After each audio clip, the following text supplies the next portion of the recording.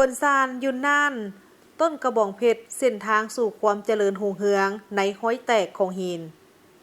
ในเขตทะเลทรายกราสของเมืองเวินซานแขวงยุนนาน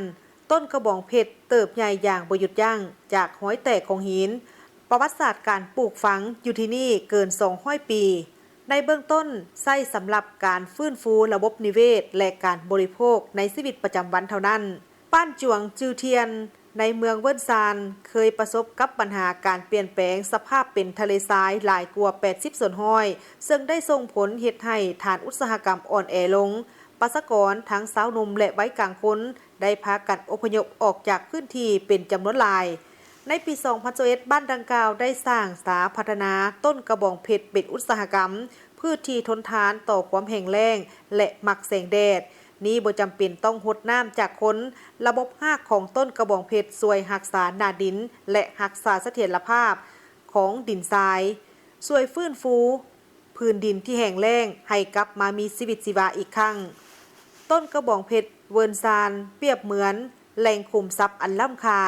ใบมีวิตามินและเส้นใยอาหารช่วยลดน้ำตาลในเลือดและไขมัน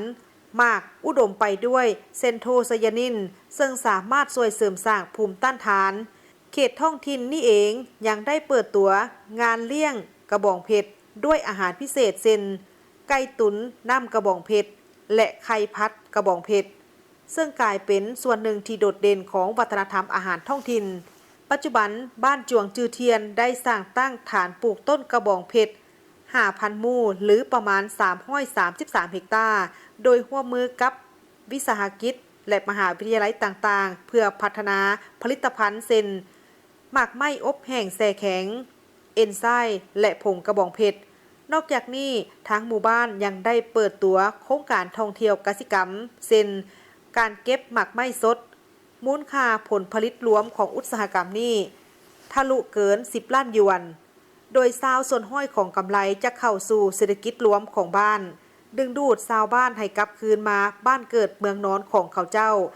และเปลี่ยนภูหินที่แห้งแล้งให้กลายเป็นขุมทรัพย์สมบัติปัจจุบันต้นกระบองเพชรเวินซานได้ถูกส่งไปสาธารณรัฐเกาหลีและอาเซียนตะวันออกเฉียงใต้